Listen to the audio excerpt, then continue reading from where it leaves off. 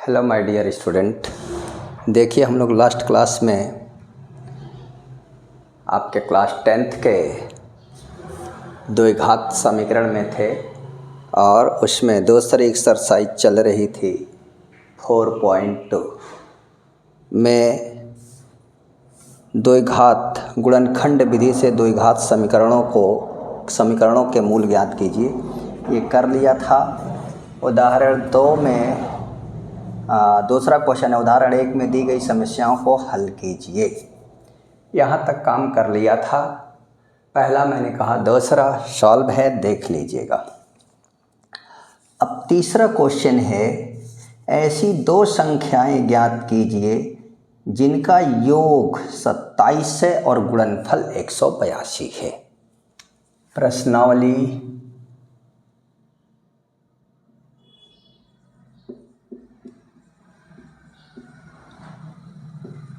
4.2 question number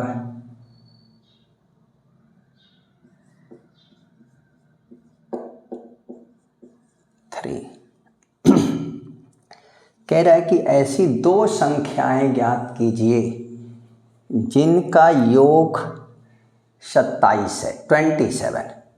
दो संख्याओं का योग बेटा, दो संख्याएं जिनका योग क्या है, 27 है। जैसे फर्स्ट x और दूसरा y, इनका योग क्या है, 27 है। तो पहली संख्या यदि हमें मालूम हो जाए तो 27 में से पहली संख्या को घटा देंगे, दूसरी पता हो जाएगी। ठीक है, इसलिए कह रहा है कि ऐसी दो संख्याएं ज्ञात कीजिए जिनका योग 27 है। तो हम मान लेंगे, माना एक संख्या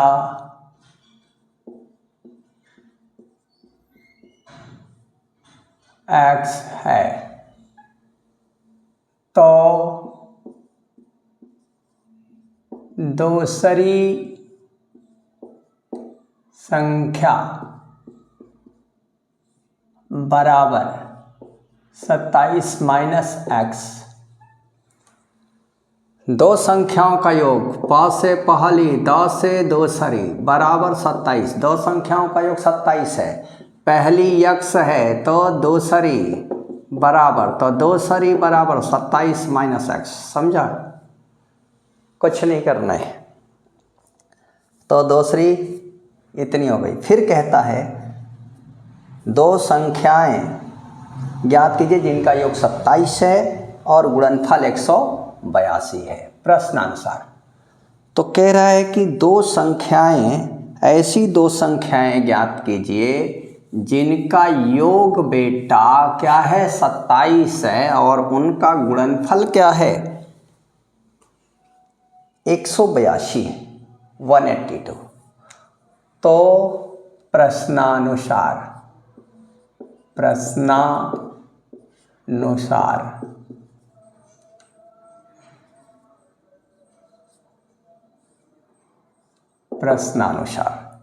प्रश्न क्या कहता है? प्रश्न कराओ और गुणनफल 182 हो। कह रहा है ऐसी दो संख्या ज्ञात कीजिए जिनका योग 27 है, उनका गुणनफल 182 है, 182। तो मैंने माना कि दो संख्याओं में से एक संख्या क्या है, x है, तो दूसरी संख्या 27 माइनस है, क्योंकि दोनों का योग 27 है। तो दूसरी संख्या 27 माइनस x। अब प्रश्नानुसार इन दोनों संख्याओं का गुणनफल क्या कर रहा है, 182। तो x और 27 minus x is equal to 182। ठीक है, अब इसका मल्टीप्लाई कर दो आप, तो क्या हो जाएगा, 27x minus x square is equal to 182। अब सजा दो आप, x स्क्वायर प्लस, देखो ये क्या हो जाएगा, minus x square plus 27x और minus 182, this is equal to 0। ठीक है, ये माइनस क्यों हो गया? क्योंकि पक्षांतर करके आ गया। अब क्या करना है? माइनस चिन्ह का गुणा कर दो, क्योंकि इसे पॉजिटिव बनाना है। तो एक्स स्क्वायर माइनस 27x और plus 182, this is equal to 0। अब देखो गुणनखंड कर दो आप। तो ऐसी दो संख्या ढूंढो जिनका गुणा करने पर क्या मिले? 182 और जोड़ने पर क्या मिले? 27। तो देखो जब बड़ा हो जाए 182 तो अप टू 1, ठीक है। अब ये फिर किससे 91 हो गया, ये 7, तो 13 7 91, ये 13, ठीक है। तो देखो 7 दूना के 14 और 13 फैक्टर मिल गया, ठीक है। 7 दूना के 14 और 13, तो इन्हीं का गुणनफल 182 आ जाएगा। 14 और 13 का जोड़ोगे 27। तो जब आपको ऐसे बड़े आ जाए, सीधे नहीं आप देख पाते हैं, तो खंड कर लिया करें। तो x square minus 14 plus 13x plus 182, this is equal to 0। फिर x square minus 14x minus 13x plus 182, this is equal to 0। अब देखो यहाँ से x कॉमन, तो x माइनस 14 माइनस 13, तो x माइनस 14, ठीक है। फिर x minus 14 total common x minus 13, this is equal to 0। अब प्रत्येक फैक्टराइजेशन हो गया इसका। अब प्रत्येक फैक्टर को अलग अलग शून्य के बराबर रख देते हैं। यदि x माइनस 14 बराबर 0 तो x बराबर 14। यदि x minus 13 this is equal to 0 तो x बराबर 13, ठीक है। तो x के दो मान आ गए। x बराबर क्या आ गया? 14 और 13।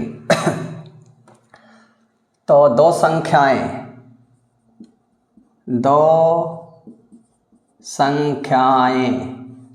क्या क्या है? 14 और 13 आंसर, ठीक है। जब पहली संख्या आप 14 रखोगे तो दूसरी 13 आ जाएगी, पहली 13 रखोगे दूसरी 14 आ जाएगी। गुणा करके देख लो 182 और इनका आपस में क्या कर लो भाई? योग कर लो 27। क्लियर है? ठीक है। तो ये क्वेश्चन नंबर 3 हो गया आपका,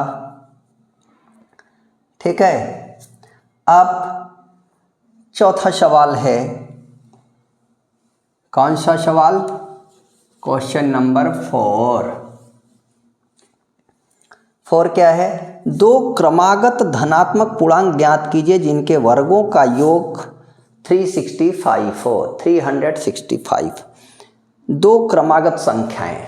देखो क्रमागत संख्याएं, मैं बार बार यही कहता हूँ, सिर्फ आपको समझने की ज़रूरत है। क्रमागत संख्या किसे कहते हैं? जैसे 1 2 3 4 5 एक्सेट्रा, ठीक है। तो आप देखो, एक की क्रमागत क्या है? 2, 2 की क्रमागत 3, 3 की 4, 4 की 5, यानी 1 की क्रमागत 2, 2 की 3, 3 की 4, 4 की 5, इस तरह से। यानी किसी भी संख्या की क्रमागत संख्या ज्ञात करने के लिए उस संख्या में एक जोड़ देते हैं। तो दो क्रमागत संख्या, तो यदि एक संख्या हम x मान लें तो x में 1 जोड़ देंगे तो x की क्रमागत संख्या आ जाएगी। तो आपको कह रहा है कि दो क्रमागत धनात्मक पूर्णांक पूर्णांक कैसे होने चाहिए? धनात्मक होने चाहिए। जो धनात्मक संख्याएं हैं वही प्राकृतिक संख्याएं हैं, और जो प्राकृतिक संख्याएं हैं वही धनात्मक संख्याएं हैं। ठीक है, क्लियर है? तो कह रहा है कि दो क्रमागत धनात्मक पूर्णांक ज्ञात कीजिए जिनके वर्गों का योग 365 है। ठीक है, तो अब क्या करेंगे? अब तो आपको समझ में आ गया कि क्रमागत संख्या हम कैसे मानेंगे। तो क्वेश्चन नंबर 4, क्वेश्चन नंबर 4 क्या है? माना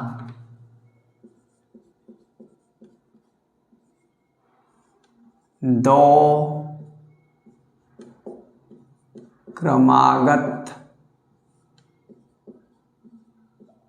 संख्याएं x और x+1 है। ठीक है, कह रहे दो क्रमागत धनात्मक पूर्णांक ज्ञात कीजिए। तो माना दो क्रमागत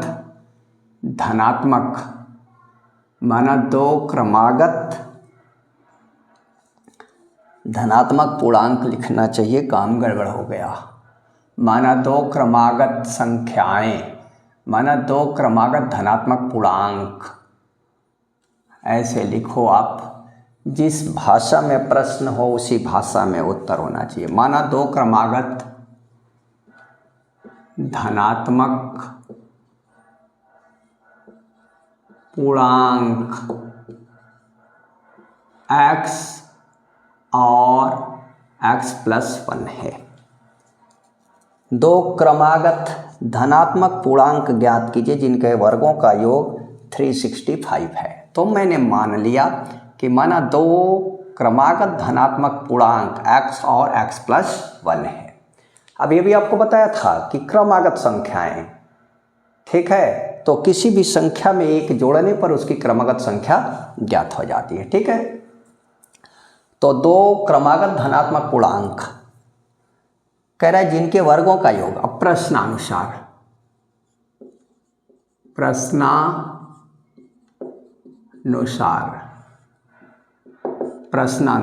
क्या है भाई? जिनके वर्गों का योग 365 है। दो क्रमागत धनात्मक पूर्णांक क्या है? इनके वर्गों का योग 365 है। तो इन संख्याओं का वर्ग करो, x का वर्ग और x+1 का वर्ग, वर्गों का योग 365। क्लियर? अपने से कुछ भी नहीं किया जाता, जैसा प्रश्न कहता है। अब आपको धनात्मक पूर्णांक के बारे में पता है, मान लिया। अब देखो आगे की क्रिया, केवल सिंप्लीफाई करना है। ये तो x² अपने स्थान पर रहेगा, प्लस x+1 का होल स्क्वायर है, दो ही पद का होल स्क्वायर है। तो क्या करोगे? दोनों का अलग अलग, x² + 2x+1, और इसको इधर भेज दो -365, दिस इज इक्वल टू 0। तो x² क्या हो जाएगा? 2x² + 2x+1 -364, तो -364 हो जाएगा। ठीक है, ये घट जाएगा बेटा, सब्ट्रैक्ट हो जाएगा। ये +1 है, -365 है, तो -364। अब देखो ये 2 से डिवाइड हो जाएगा, सब में जा रहा है। ठीक है कि नहीं है? 2x² + 2x माइनस, तो 2 से भाग कर दो, 2 से भाग देने पर, तो भाग दे दिया, तो ये आ जाएगा x² + x माइनस 1, 2 8 जा और 2, दिस इज इक्वल टू 0, 182। देखो अब x² + x माइनस, यहाँ +1 है। मैंने कहा मध्य पद को, यानी मिडिल टर्म्स को देखने की ज़रूरत नहीं है, और किसको देखना है? स्क्वायर टर्म्स और कांस्टेंट को। तो यहाँ +1 है, और कांस्टेंट टर्म्स के पहले क्या है बेटा? माइनस साइन है। तो ऐसी दो संख्या लो जिनका गुणा करने पर 182 आ जाए, और माइनस है इसलिए घटाने पर क्या आना चाहिए? कोफिशिएंट ऑफ मिडिल टर्म्स, मध्य पद का गुणांक। क्लियर। तो देखो अभी अभी हम लोग खोजे हैं 182, इसके पहले वाले क्वेश्चन नंबर 3 में 14 और 13 का गुणा करोगे 182 और 14 में से 13 घटा दोगे तो ये हो जाएगा x square plus 14 minus 13x minus 182, this is equal to 0। X square इसका इसमें मल्टीप्लाई कर दो, आगे प्लस चिन्ह है, चिन्ह में कोई परिवर्तन नहीं होगा, तो plus 14x minus 13x minus 182, this is equal to 0। ठीक है, यहाँ से x कॉमन तो x plus 14 minus 13 common x plus 14, this is equal to 0। x plus 14 x minus 13, this is equal to 0। गुणनखंड हो गया बेटा, ये OR लिखा है या अब प्रत्येक गुणनखंड को अलग अलग सुन के बराबर लेते हैं। तो यदि x plus 14 this is equal to 0 तो x is equal to minus 14। फिर यदि x minus 13 is equal to 0 तो x इज इक्वल टू 13। ये देखो अमान्य है, अमान्य है ना। अब यह अग्राह्य है, क्यों अमान्य है? इंग्लिश में इनवैलिड है हमारे लिए। क्यों? क्योंकि हमारा क्वेश्चन है धनात्मक पूर्णांक और ये क्या है माइनस 14। तो यदि निगेटिव नंबर आ गया तो हमारे प्रश्न के अनुसार क्या होना चाहिए, हमें पॉजिटिव नंबर चाहिए, इसलिए ये निगेटिव माइनस 14 है, इसलिए इसे छोड़ दिया जाएगा। हमारा अभिष्ट संख्या क्या होगी 13, और हमने क्या माना है x और x प्लस 1, तो x इज इक्वल टू हम 13 लेते हैं 13, तो x प्लस 1, तो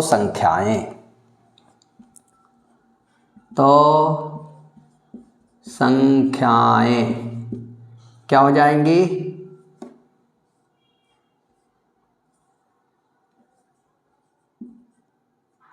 संख्याएं 13 और 14। क्लियर? क्लियर है भाई? बहुत आसान है, केवल जब आप समझ लेंगे।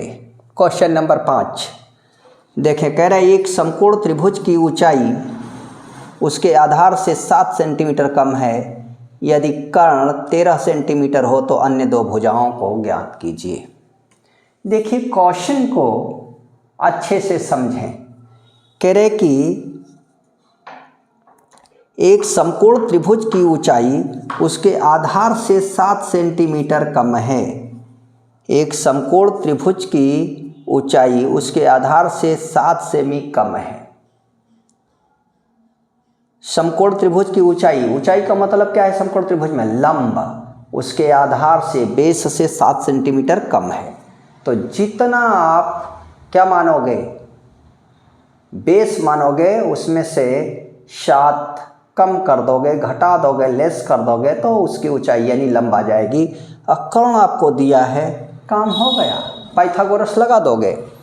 भाई समकोण त्रिभुज की तीनों भुजा ज्ञात हो जाएगी, लंब, कर्ण और आधार, तो उनके बीच रिलेशन है हमारे पास। क्या है? कर्ण का वर्ग बराबर लंब का वर्ग धन आधार का वर्ग।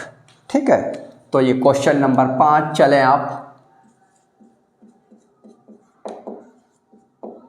क्वेश्चन नंबर 5 कह रहा है एक समकोण त्रिभुज की ऊंचाई उसके आधार से 7 सेंटीमीटर। देखिए आप, थोड़ा बना देता हूँ फिगर ABC और समकोण त्रिभुज हो गया, और क्या कह रहा है? ऊंचाई आधार से 7 सेंटीमीटर कम है। यदि इसको x मान लें तो x माइनस 7, ठीक है, x माइनस 7 सेंटीमीटर, x से m, और इसका हाइपोटेनस कर्ण क्या है 13 cm। ठीक है, तो अन्य दो भुजा, यही दो भुजा ज्ञात करनी है। तो अब मान लिया, क्या माना, समकोण त्रिभुज का आधार x से cm है, तो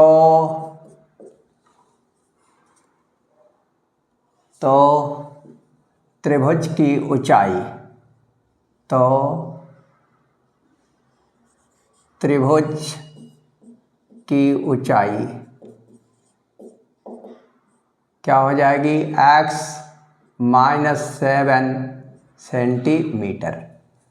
ऊंचाई क्या है उसकी, आधार से 7 सेंटीमीटर कम है, और कर्ण क्या दिया है 13 सेंटीमीटर। ठीक है, अब पाइथागोरस प्रमेय आप लगा दो। पाइथागोरस प्रमेय से, ठीक है, क्लियर है, by Pythagoras theorem, English medium, hypotenuse, height of triangle base, let base is x, then height x minus 7 centimetre. ठीक है, चलिए अब देखिए क्या हो जाएगा, पाइथागोरस AC का वर्ग बराबर AB का वर्ग प्लस BC का वर्ग।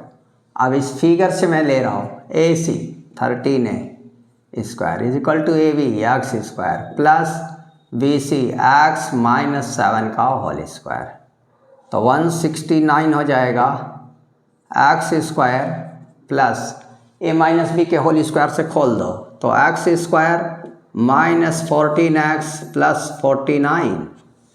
ठीक है, अब देखो 2x स्क्वायर माइनस 14x और ये प्लस 49 माइनस 169, इधर 0, तो 2x स्क्वायर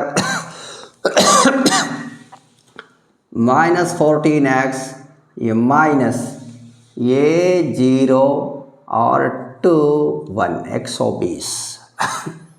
ठीक है,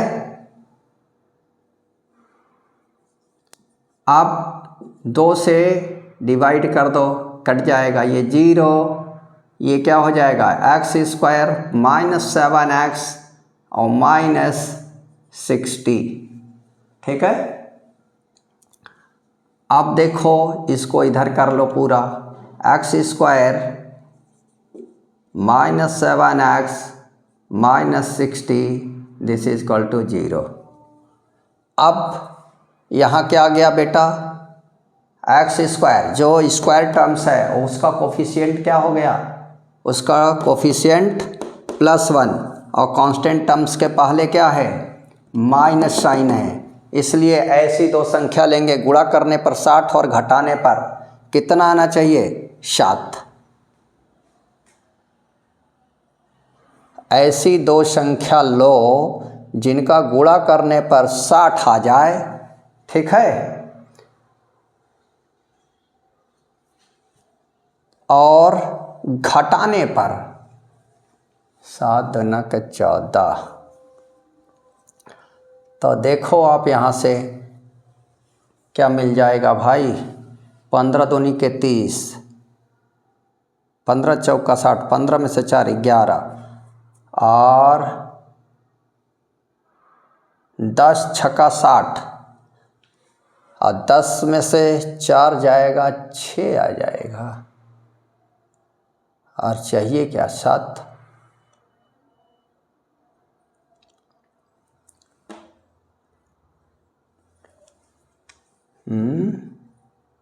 60, तो 30, 2 15, 3 5, 1 5 3 15 4 3 12, ठीक है, 12 5 60, अब 12 में से 5 गया 7, ठीक है। 12 और 5, ठीक है। तो देखो एक्स स्क्वायर खंड 12 माइनस 5, 12 में 5 का गुणा करो 60 आ जाएगा, 12 में से 5 घटा दो 60, 7 60, दिस इज इक्वल टू 0। तो x square minus 12x plus 5x minus 60, this is equal to 0। Pair बना दो, x common, x minus 12 plus 5x minus 12, this is equal to 0। x minus 12 x plus 5, this is equal to 0। अब यदि x minus 12, this is equal to 0, x बराबर 12, यदि x plus 5 बराबर 0 तो x बराबर minus 5, ठीक है। अब देखो ये अमान्य हो जाएगा, अमान्य। क्यों अमान्य हो गया?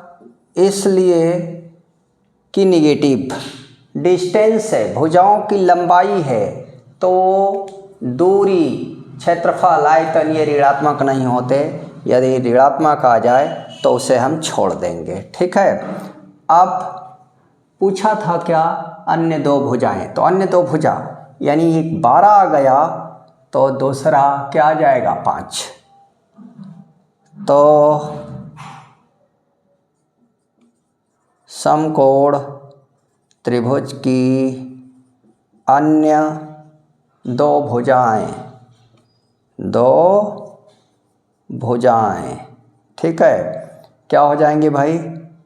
12 और क्या इसमें से घटा दो 12 माइनस 7 5, ये आंसर। अब आप करके देख लो क्या मिलता है कि नहीं। ये बेस 12 है तो इसमें से घटा दो 5, है ना, 5 तो 7 घटा दो 5 आ जाएगा।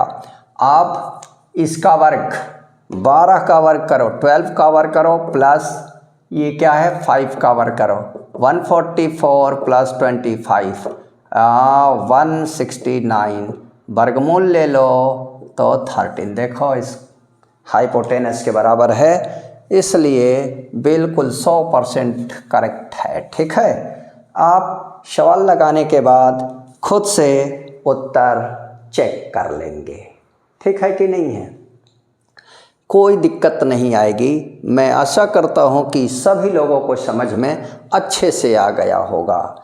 अब इसमें एक सवाल और बचा है, ठीक है, सिर्फ एक। अब इसके बाद आएगा पूर्ण वर्ग बना के गुणनखंड करना, ठीक है, समझा कि नहीं। तो अब हम नेक्स्ट क्लास में मिलेंगे आपसे, पूर्ण वर्ग बनाकर गुणनखंड करना।